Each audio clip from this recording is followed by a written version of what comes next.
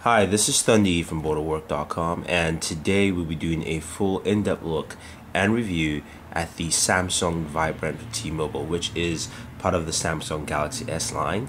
So this is the Vibrant, which is T-Mobile's version of Galaxy S, which launched on the 15th of July. So let's take a look at the hardware and see everything. Now, as you can see, it's very, you could say iPhone S look, but the phone is very streamlined and slick. It has all metal borders, rounded edges on the side. On the right hand side, you do have your power button. On the left hand side, you do have your volume toggles. The top of the phone does have a mini USB port for charging and data transfer, which actually has a slide window that closes it to protect from dust. And you also have a 3.5mm jack for your music. The back has a 5 megapixel camera, which is capable of 720p recording, and you also have your speakers there. Now, the front of the phone is touch-sensitive buttons. You have your menu, your home, your back, and your search key, and of course the 4-inch Super AMOLED screen. Now, quickly taking a look at the innards of the phone, you pull the case back. Just be careful with this. Now, of course, when you get the phone, you get two variety of cases, a black and sort of like a dark purplish color. It does come with a memory card slot. So actually, the T-Mobile version comes with 2 gig memory card that has Avatar the movie in it. You have your Samsung battery, which is a 1500 mAh battery, and of course your SIM card slot. Now, the phone itself in hand feels very light, and very easy to maneuver and carry around. So just a quick look at the hardware there. Again, it's very nice. Now, of course, the screen being so clear and vibrant is not finger friendly, so you do be a lot of smudge and stuff on there, but for a phone like this, it is pretty nice to look at. So we'll take a look at the hardware. Now let's take a look at the phone. Now, the lock button is also the power button, and down the side.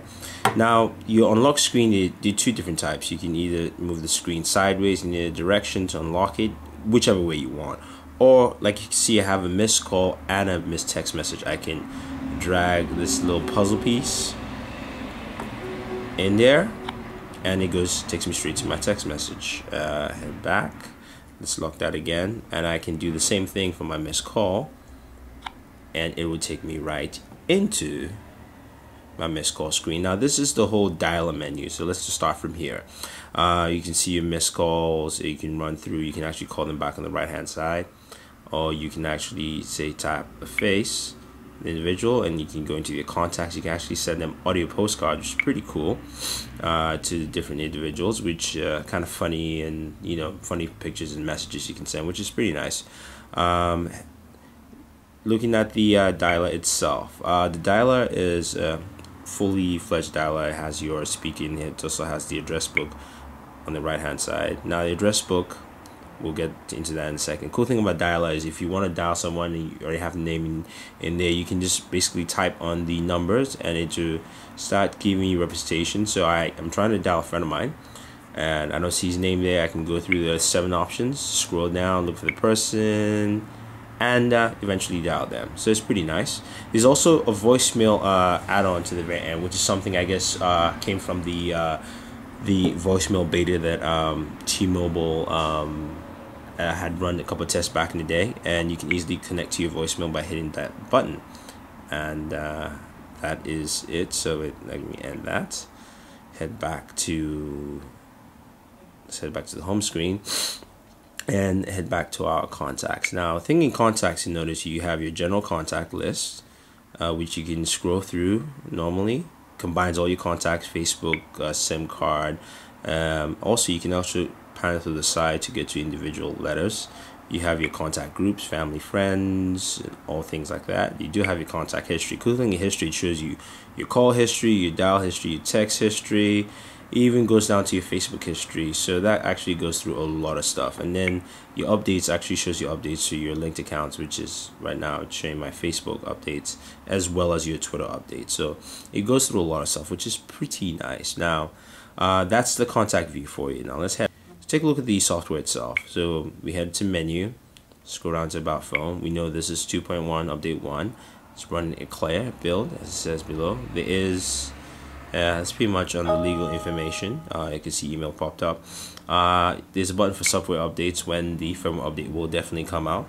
Cool thing to know, the notification bar is once you pull the notification bar down, you can actually see the power icons on top, so you can activate your Wi-Fi, Bluetooth, GPS, silent, which is pretty nice. You don't have to have a a widget for it. It's actually there in the notification bar. So a nice add-on by Samsung in Touch Wiz 3.0, which basically is running on top of Android 2.1.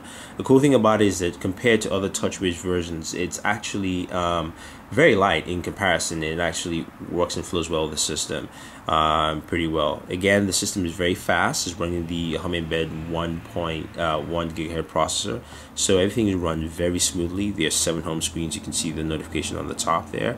Now let's look at things that are very specific to Touch Wiz and also the Samsung Vibrant. Cool thing to look at are some of the widgets you have, and also since this is Android 2.1, you also have your live wallpapers.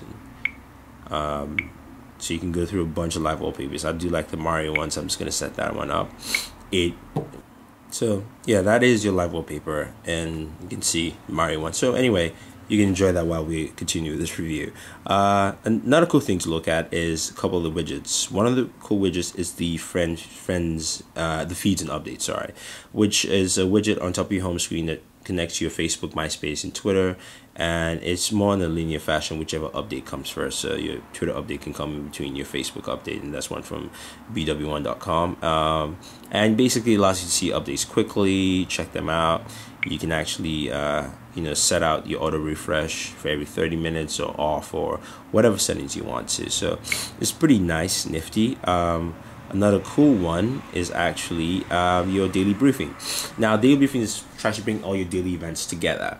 So I tap into that. I have my weather set up. It says Boston, so I can check out my weather there. I can also scroll through and add my finances. No stocks included now, but I'm sure things will get better. And then I have my AP news, which shows me the latest news. You can actually go in there and configure your AP news, which your different accounts in there. And finally, I have my schedule. Now, my schedule is different because I don't have anything set on my set schedule, but my Facebook schedule actually shows up in my daily feed. So I can check out, it says Cirque du Soleil, it's in town. Somebody posted on Facebook, shows people who are going to the event, and also the time of the event and location. So it's pretty nice. It actually adds things from your social media network, which is pretty cool. So that's one of the other widgets. And finally, one more widget. As you can see, there's a Samsung widget gallery as well as an Android widget gallery. Is the Buddy Now, which is kind of like your My Faves type feel, which gives you a look at all your buddies that you are basically currently talking to. You can go to Buddy icon and you can send a message, call them. But this kind of rotates through basically your cool friends who you talk to most. That's pretty much how it is. Of course, Mario is still running around in the background.